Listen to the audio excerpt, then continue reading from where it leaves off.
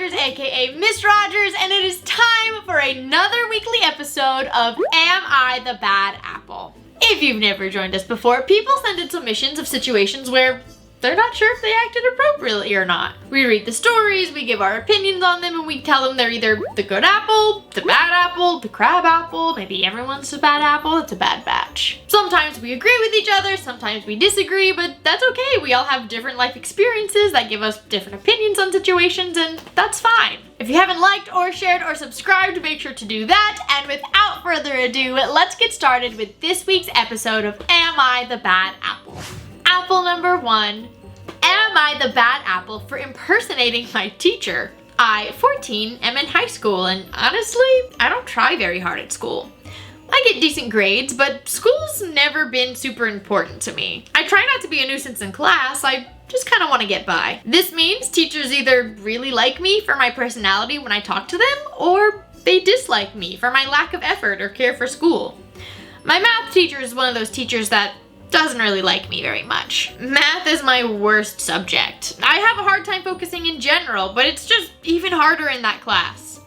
Most of my grades are A's and B's, but in math, I definitely have a C. Just not good at it. My parents are the type to nag about, have you done your homework? But don't actually check, and don't look at grades online. So, lo and behold, when report cards come out, I have a C in math, and my parents are totally shocked. My mom demanded that I email my teacher and see what I can do to bring up my grade, but this was literally summertime. The semester was over. There's no more school, no more work for me to do, and my teacher was probably off on vacation somewhere. My mom said she didn't care, that I needed to at least ask. There was no way that was gonna happen. My teacher already doesn't like me. There was no way I was gonna make it worse by emailing her over summer asking about grades that have already been closed for a semester that's already over. I might have this teacher again. There's no way. My mom, though, was relentless. She told me that until I emailed my teacher and until I got a response back,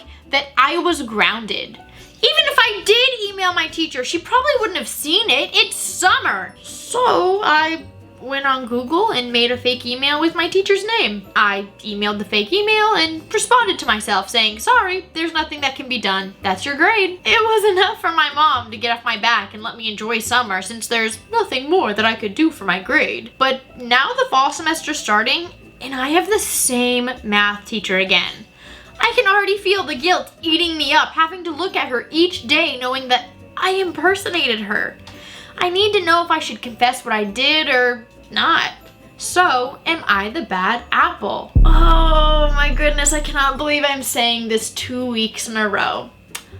Just want to put it out there, we don't condone lying on this page, okay? We don't condone that. And the fact that I've had to say that 2 weeks in a row makes me nervous, but I don't think this kid is the bad apple. I know there's gonna be people, especially parents, that don't agree with me. Once again, I'm not a parent. I don't know what it's like to parent a child. But as someone who was emailed over summer about a kid who wanted a grade bump for a semester that was already over, I have to tell you, when I got the call that a parent wanted to talk about grades for a semester that was already over at 7 in the morning when I was on vacation, I was not a happy camper. And I didn't even check my email over the summer, okay? Like those are healthy boundaries, right? Teachers are pretty much unemployed over the summer.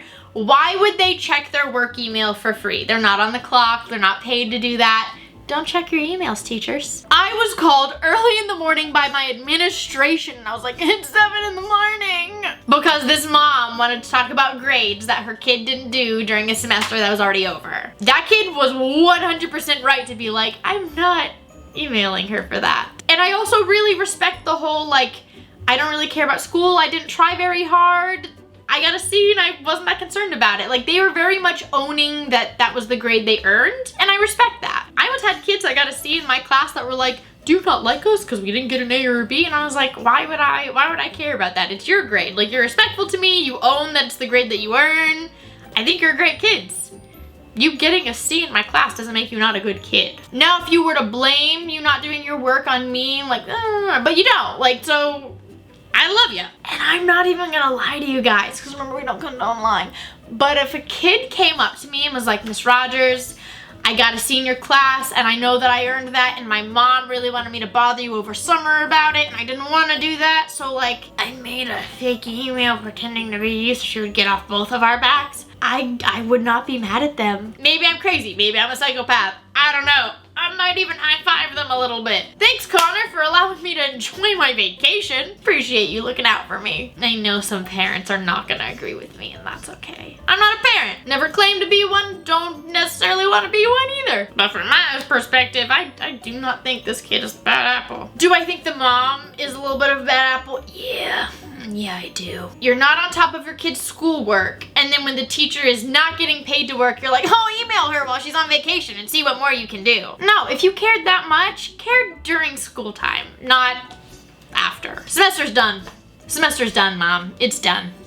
Apple number 2. Am I the bad apple for refusing to pay my stepson's private school tuition? I feel like every step-parent, stepchild story we've gotten in the last few months has been something about tuition in school and something. I guess that's just a really big point of contention for step-parents and step-kids. I'm not a step-parent, I don't have step-kids, I don't know what that dynamic is like, but I'm just assuming, because that's what all of our stories are about. My kids don't go to private school, but my stepson does, and I just married his dad. My stepson's mom covers half the tuition fees, and his dad is expected to cover the other half now.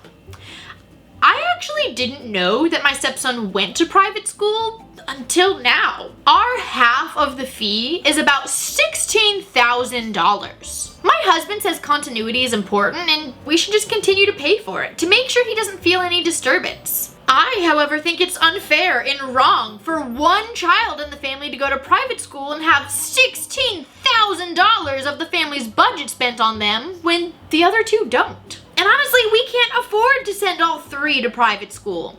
Spending this much on one child's education feels like favoritism, and I wouldn't fault my children for feeling neglected if that were to happen. So I suggested my stepson just go to the same public school as my kids go to. My husband says his son's used to his school, that it would be too difficult to move to public school, and also it would be unfair to make his son change schools at his age.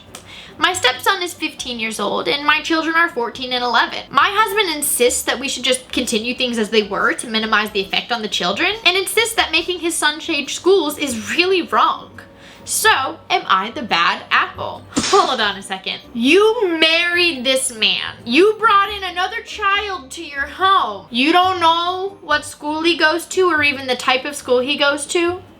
You don't know the financial situation surrounding that child? Am I crazy or are you crazy? One of us is crazy here and I really don't think it's me. Is that normal? Like, let's not get it twisted, okay? I think your idea of, hey, spending $16,000 on one child from our family budget is a little excessive, and I do not disagree with you at all. I think that if it's one pot of money that is for the whole family and you just take $16,000 out of it, like no. You're right, that would be favoritism and your other 2 children could not be faulted for feeling like that. However, if the $16,000 is strictly coming out of your husband's paycheck and not saying, oh, well, because he's paying the tuition, he can't contribute to the other parts of the house. No. If he's got a spare $16,000 that he wants to pay for his kid, I don't see what's wrong with that. I see nothing wrong with that at all. Because that's his money for his child, and it's not your money being taken away from your children. It's his money going to his kids. But again, you said family budget, so that is leading me to believe that this is the one pot of money of combined finances that they're going to be pulling from. If it's any of your money, you have a right to put your foot down and say, no, that's not fair to my kids. So I don't think you're the bad apple. Getting married and bringing in another child and having absolutely no idea what kind of baggage that comes with? What? You're a grown woman. Am I crazy? Someone's gotta let me know. Is this normal? I don't feel like that's normal. How long did you date before you got married? Again, I don't think you're the bad apple, but to put your family in the situation that you have, to where there's a new stepfather figure and step-sibling figure, and for you to not even know the kind of financial burden that would come with that, or even potential financial burden, the different lifestyle changes and whatever, like you didn't even know that for your own kid's sake before getting into this. I can't give you the good apple title either. I'm gonna have to go with crab apple because I don't disagree with you, right? But I don't like the way we went about this. This is weird. Apple number 3, am I the bad apple for snooping? I, 16 female, have a few friends who I love hanging out and spending time with. I met them both first and then introduced them to each other, and we've been a cute little friend group ever since, hanging out over the weekends and just enjoying spending time with each other. But lately, things have felt off, like really off. I made a sports team that the other girls didn't even try out for, and they seemed really annoyed when I told them I made the team. Sometimes when I open my mouth to say anything, they just look at each other with the look that only girls who have been bullied before can picture. That look. I also started to notice that when we were hanging out, their phones would buzz and each other's names would pop up on the screen. Part of me wondered why they were having texting conversations themselves when the 3 of us were hanging out. But I was too afraid to ask or bring it up. I didn't want to look like I was prying, and I didn't even mean to see it the few times that it happened. Then, one day, we were watching a movie on one of the girls' computers, and when she closed out Netflix, her iMessage was up in the background. I had a quick glance at a conversation they were clearly having about me.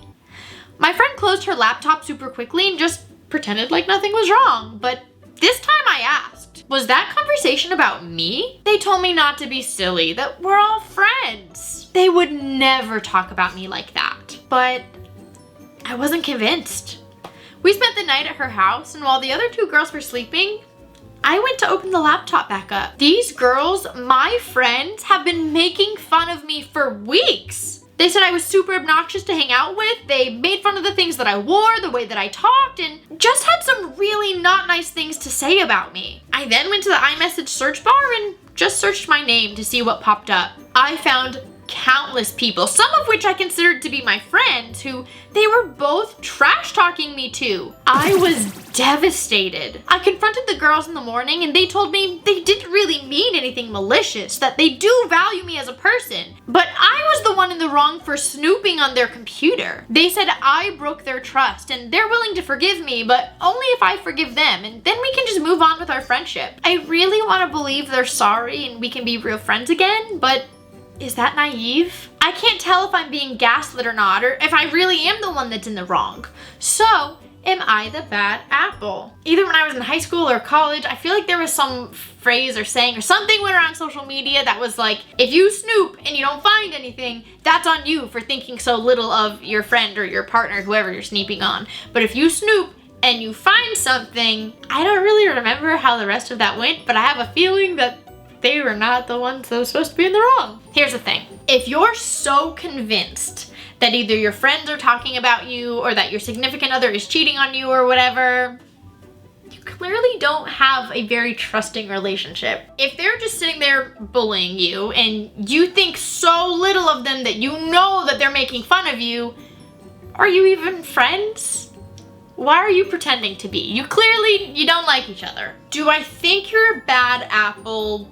No, I don't. Because here's the thing, you straight up asked them, is there a problem? I'm noticing things are weird, like what's going on? And they didn't and they gaslit you. You're not wrong. They gaslit you. Don't be silly. Nothing's the problem. We're all friends. They're clearly not your friends. They don't like you very much. Not everyone's gonna like you, and you're not gonna like everybody. But there's a difference between saying, oh, me and this person, we don't mesh, like our personalities are just different, and then just straight up bullying someone. And yes, if you're sitting there trash talking someone for what they wear, the way that they talk, or just whatever, you're bullying them. You're not voicing a frustration. You're not just being funny. You're bullying them. And then they lied about it and told you that you were crazy. No, nothing's wrong. Don't be silly. We're all friends here. No, you're not. You're not friends.